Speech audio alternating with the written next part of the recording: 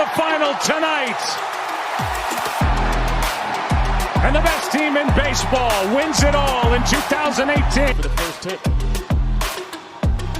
Rutschman into right field. Down the line. A fair ball. Adley will turn first. Head for second. He's going to turn second. Go for third. Rutschman into third base standing. An extra base hit. His first hit in the major leagues. Welcome to the... These are long pitch innings. I think Blister, that's what you were to make sure. Here's a high fly ball into right. Back his bat's on the move. On the track. He's got it.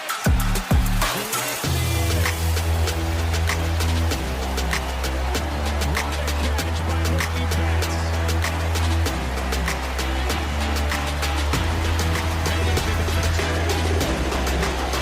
Now, Clifford looking for a clean inning here in the seventh. Hit well out to right center field. Jones still on the move, running out of room, and he made it!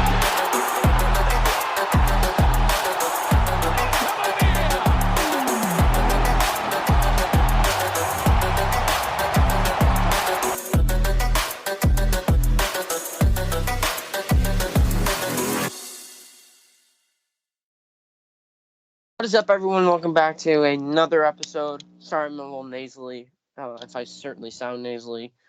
I just got a bit of a stuffy nose. Should be gone in a couple of days, though. But I'm willing to power through today for the Chicago White Sox as we continue our series of, teams and talking about them and what, they're going to do in 2022. And today, we're going to talk about Southsiders, Chicago White Sox, as I already mentioned. So, you already know the drill. Merch, email in the description. So, let's just get into it. All right, so we got Brendan kicking us off. Yep, we're going to start with one of the best catchers in the league and star catcher for this team is Yasmani Grandal. Behind the plate, Yasmani Grandal had a really good season, even though he didn't play a full season.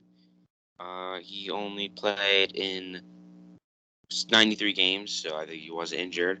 But in those 93 games, he had 279 at-bats, batted .240, 23 home runs, 62 RBIs, 0 stolen bases, and OPS of 940. Those sound like good stats for a catcher, especially for someone who played half season. But this is where it gets crazy because his on-base percentage was .420. I mean, to have your average .240 and then your on-base percentage .420, that's just insane. He walked 87 times. That's his second best of his career. So he's just got a really good eye on the plate. He's just really solid catcher. And if he played full season, he could have hit 30 bombs. So great. I think great catcher for them. He's good. He's decent defensively. And just really good at the plate. Now let's move on to the first base position. 2020 MVP for the American League, Jose Abreu. This guy is fantastic. Always goes under the radar in terms of, when you talk about the big names, you don't really mention Jose Abreu. Well, hopefully we can make you realize that he certainly is the guy. He's certainly an MVP candidate. 566 at-bats, 86 runs, 148 hits. 30 homers, 117 RBIs, a stolen bag with a 261 average, 351 on base, and an 832 OPS. This guy's just so good, and people don't talk about him. He really doesn't get the credit he deserves. You really got to throw some respect on Jose Abreu because he really is that good, and he truly is that talented. So, Jose Abreu, fantastic first baseman for the White Sox to have, even though he is blocking a top former prospect, Andrew Vaughn. So, Jose Abreu, just a fantastic player. And then move on to second base. This is probably the weakest. We think the weakest position in his White Sox. Just their entire team, and this is gonna be Leury Garcia. Leury Garcia. He's 30 years old in 2021. 415 at bats. He had 267, 5 home runs, 54 RBI, 6 stolen bases, and 711 OPS. I mean, those are not good stats. I feel like the White Sox definitely you got to do new second baseman. We'll talk about later. Because this is not going to work out for them. Leury Garcia should not be an everyday starting second baseman. I'm not sure how he is defensively, but offensively, his numbers are not great. Yeah, he's a big toe to the rooster guy, but just he's not a very good player overall. He's just kind of a utility man for the bench. Now we go on to shortstop, very exciting position. Tim Anderson. This guy is just one of the electric players in baseball. Swagger, bat flips, you name it. This guy will do it.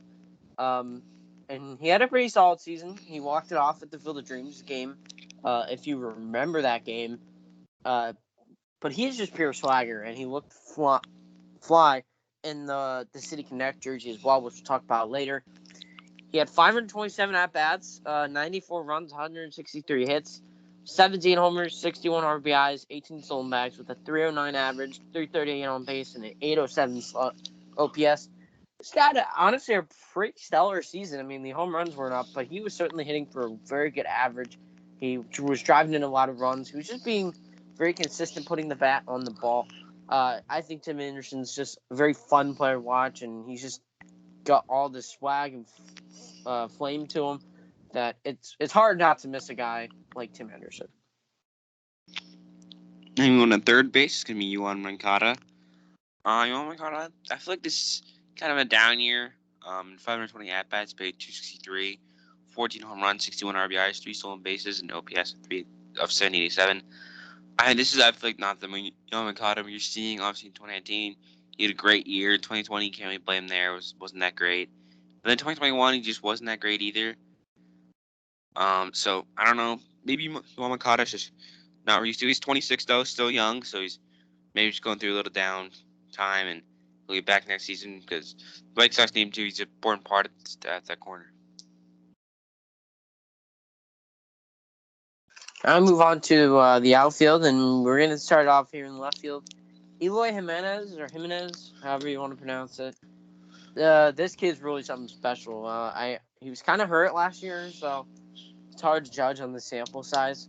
But we know the talent that he has, and we know the skill set that he has. So you got to keep an eye out for him. He's only 25 years old, so plenty of room for this kid to grow. He had 213 at-bats, 23 runs, 53 hits, 10 homers, 37 RBIs, no stolen bags with a 249 average, 303 on base, and a 740 OPS. Eloy Jimenez may not look like a great player at first glance, but he really is something special, and with the skills that he has, could be a generational talent for the White Sox. Now we got their center fielders. It's going to be Luis Robert, Louis Bob. Also injured for about half the season. Actually, less than half. But still had a pretty good year in those small sample size and 275 at-bats. He batted .338, 13 home runs, 43 RBIs, 6 stolen bases, an OPS of 945. I feel like if he definitely was fully healthy last year, he definitely would have had a shot at Rookie of the Year. Unfortunately, he played 2 little games.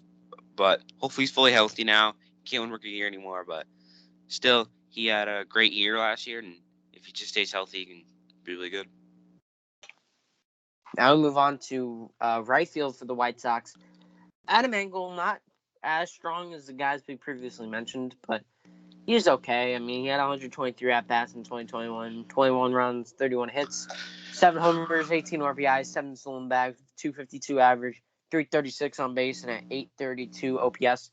I mean, kind of the slash line's pretty stellar, but overall, he's just not very strong with the bat. He's definitely more of a defensive outfielder. So I think Adam Engel just kind of falls in that category where just kind of need a placeholder. Maybe he gets replaced, maybe he doesn't. But if the White Sox need hitters, Adam Engel is not really that guy that they should look at. Then we're going to want a DH, and this is talking about Andrew Vaughn. He is former top prospect. Going into his second year now, 2022. So in 470 at-bats, he batted .235, 15 home runs, 48 RBIs, 1 stolen base, and an OPS 705. Those are pretty good stats for a young guy, 23 years old. His first year was last year. I feel like this year definitely gets sought at Rookie of the Year. Definitely going to take over that first base spot when Jose Abreu retires because Abreu getting old, and this guy's young. He's definitely going to take that spot. Really good player for them. White Sox got a good prospect out of him. So, yeah. Now we move on to the pitching rotation. And the White Sox have some great pitchers that we're going to mention in the rotation and the bullpen. Lance Lynn, we're getting to start off with him. He is the ace of the staff. This guy is fantastic. He is a fantastic pitcher. He's an absolute horse. He will go out there, give you a quality start every single day. 11-6 record, 2.69 ERA, 28 games, all of them started, no saves, 157 innings, 176 strikeouts, and a 1.07 whip. Lance Lynn's just so good. He's just, like I said, he's a horse. He's just going to be consistent every single day, give you like 6 or 7 innings, and he'll be able to give you a quality start no matter what day it is. Lance Lynn, absolute horse, and you got to love Lance Lynn. Was a fantastic pickup last year from the Rangers, so I'm a big fan of Lance Lynn on my end. Moving on to the second spot.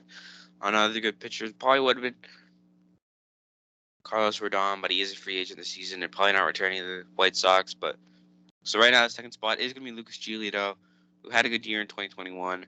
In 31 games, he won 11 of them, lost 9, an ERA 3.53, 178.2 innings played, 201 strikeouts, and a WHIP of 1.10. Those are pretty good stats for a second. Maybe most teams are 3, but still, this guy, really good pitcher, solid guy. Only 27 years old, so he's still maybe going into his prime now. So very good pitcher, the White Sox, and yeah. Now I move on to the third starter in the White Sox rotation. Pitcher that I'm a pretty big fan of, Dylan Cease. This guy's pretty good. He's got some really pretty solid stuff. And 26 years old, so he's going to have lots of time to grow. He went 13-7 in 2021, 3.91 ERA, 32 games, all of them started, no saves, 165 innings, and 226 strikeouts, 1.25 whip. Dylan Cease has got some talent. He's going to be on this White Sox rotation for many years to come, and it'll be very exciting. I think White Sox fans, you can look to this guy, and he can move up the ladder in the next few years. If the White Sox are looking to move players and whatnot, but I think Dylan Cease is a fantastic pitcher. So he's got the talent, he's got the stuff. I think he could stay in the Chicago and be a really effective pitcher of the White Sox. And with their fourth pitcher, guys, pretty old now, 34 years old. This is Dallas Keuchel. I don't know how to pronounce it wrong. I'm not really sure. But in 2021, in 32 games, he won 9, lost 9, ERA 5.28. Played 162 innings and struck out 95 batters and a whip of 1.53. Not great stats. I feel like they definitely need to get a fourth starter because this guy, he's just really not cutting it. He's getting old, probably going to retire soon, and just not performing well.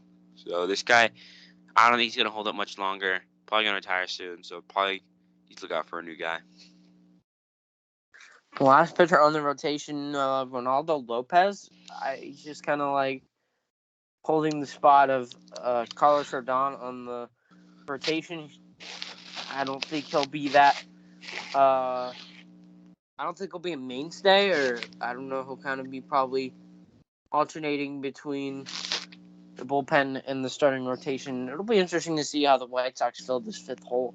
But Ronaldo Lopez went 4-4 in 2021, 3.43 ERA, 20 games, 9 games started, no saves, 57 and 2/3 innings, and 55 strikeouts, 0.95 whip. That whip is amazing, but I don't know. It's like it's either going to be a hit or miss with this guy. I feel like with only starting about half of the games that he pitched in.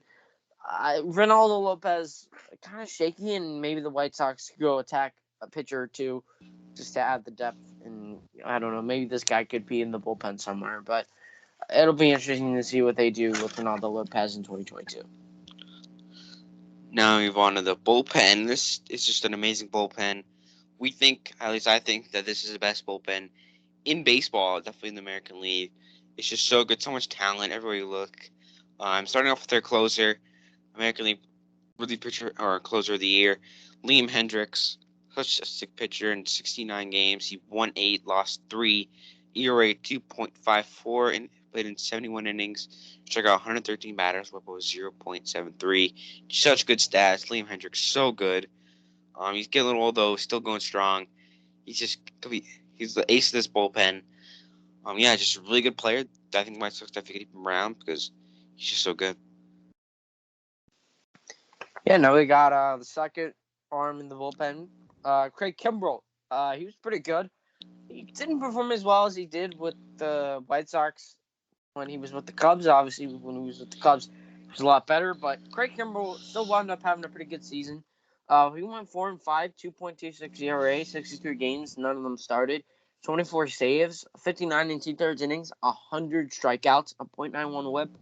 So maybe he didn't play as well with the White Sox down the stretch, but he is certainly got a lot of good stuff in his repertoire, and he was such a good pickup by the White Sox from the Cubs. They were able to nab him, and he's part of one of the best bullpen in baseball.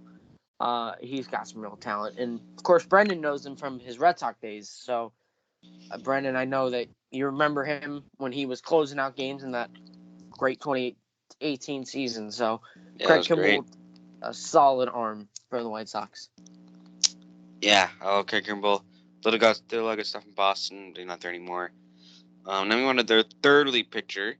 Still very solid. Most teams, this is their best closer. This is Kendall Graveman. Had a great year. Split time with two teams and newly picked up by the White Sox in the offseason. But in 2021, he pitched in 53 games, won 5, lost 1, had an ERA 1.77.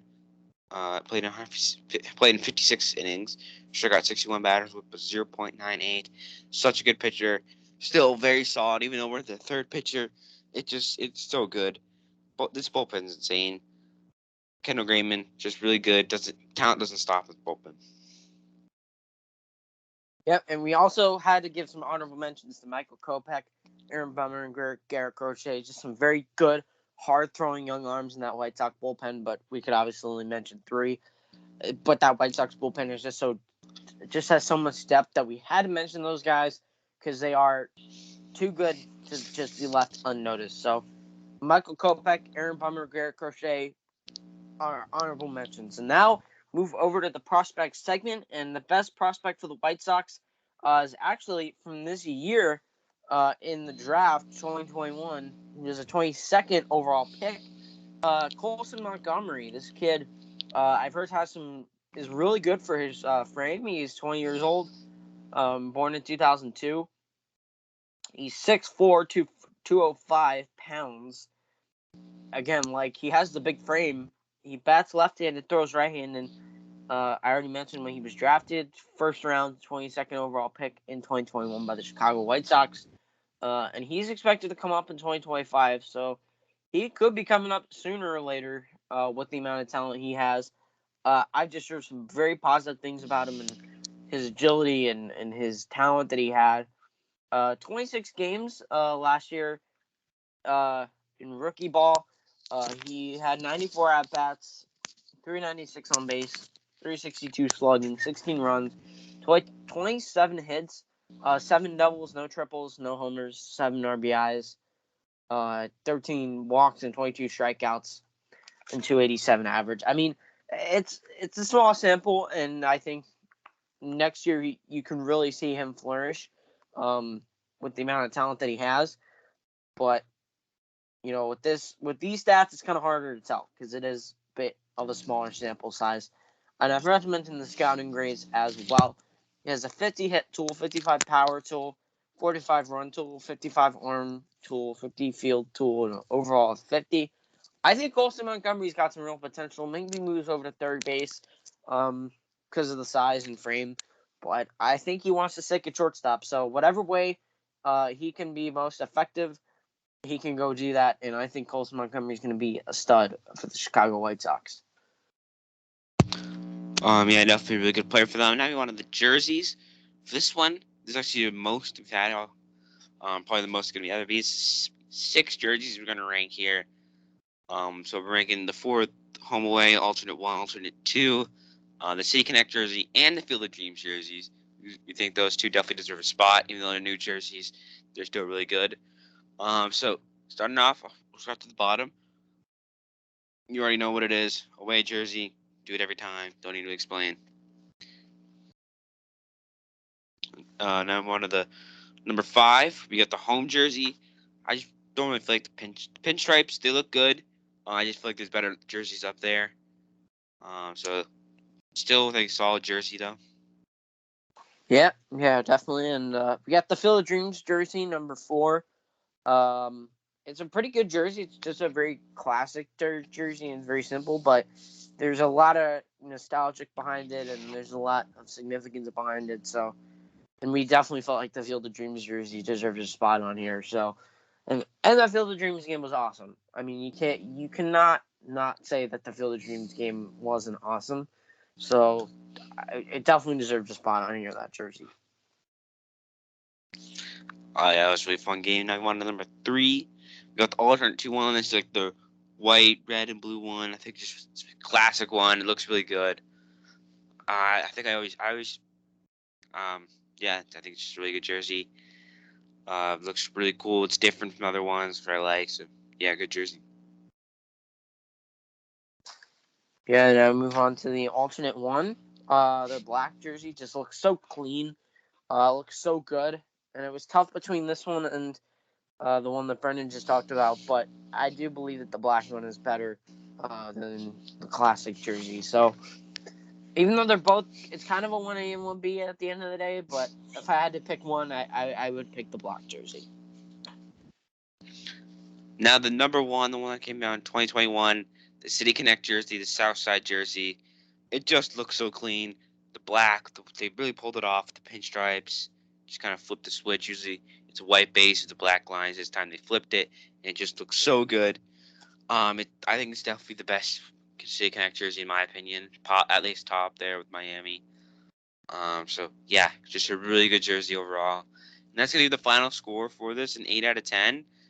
Really good jerseys. The White Sox got. I would definitely rock the Southside jersey, or maybe the Field Dream one. Those are a lot of good jerseys here. Yeah. Now the free agent. I personally think, and maybe Brendan does too, that this could be a very sneaky under the radar move for like a 1 or 2 year deal. Trevor Story. I think Trevor Story could, you could put him at second or short, and you could flip TA as well. Tim Anderson. I think those guys can, whatever way they want to work it out, they can do it. Trevor Story is just so good. I think Trevor Story does have the talent, even though he didn't really show it in 2021. He definitely has the tools there to be an excellent player. And even then, like in a down season, he had a very solid season. So Trevor Story, man, if he goes to the south side of Chicago, it's definitely something you have to keep your eye out for, because it could complete an infield of studs, and with him in that infield, that'd be a scary infield to face. I would not want to face that. So I think Trevor Story could be a very, very solid pickup if he were to go to the White Sox, depending on if he played second or short, which are kind of interchangeable for him. Yes, definitely. I think this would be a stinky pick. I would agree with that. I think one problem is what we saw with their Nolan Arenado. Could he hit out of course? Nolan Arenado could. Question is, could Trevor Story could he hit out of there? I think he could. He's a very good baseball player. Definitely would be a good pickup for them because, like I said earlier, second base not very strong. They need a new second baseman. This guy could definitely work over Tim Anderson there and put him at short, like you said. So Trevor Story, I think it's just definitely this definitely could happen. I definitely could see it. So Trevor Story would be very good in Chicago. So I think now we move on to the hopes and expectations. This is going to be make World Series. I feel like a lot of people thought they were going to make it last year, but they met the Astros and did not work out. But if they don't make it, I feel like ALCS at the least. They need to do something. They've been good for a couple years, and they just haven't made it far in the playoffs. So I think at ALCS at least, they're such a good team, so much talent everywhere you look. And yeah. Yeah, I mean, this team is the caliber to be a World Series champion team. And they can put it together. They can put the right squad together. I think they got a real shot at it. I mean, they got to at least make it to the ALCS, getting one step away. I think that should be a very crucial goal. You can easily take a division like the AL Central because the Guardians aren't that good. Tigers are okay. The Royals aren't that good. And the Twins aren't that good. So it's just kind of like you could do that. You can easily take that division. And if you can do it, you can get by in the ALCS, depending on what team you play. But I think you should win it, whichever team you play, and then get to the ALCS and go on to the World Series after that. I think the White Sox are just such a talented squad that they need to aim for the ceiling here. I think this is the time when they need to win now, and it'd be very crucial. All right, so that's going to be our episode. Any last thoughts on the Chicago White Sox before we head out? No, I think that's it. So very good team, fun one to do because there's just so much talent. So a lot of good players to talk about. So probably one of my favorite ones so far. Yeah, I think it's a good one, and I'll see you guys next week. Yeah, I definitely think this is a very fun one because the White Sox are a very fun team. So that's going to be pretty much it for our episode. Merch will be in the description of this episode if you want to go cop that. It's awesome. I have a shirt myself, and it's great. So if you want to go snatch up one of those, you can. If you want to send us an email, you can. Again, our email is available. So, yeah, those will both be in the description if you want to check out those. And, yeah, with that, we will see you next time.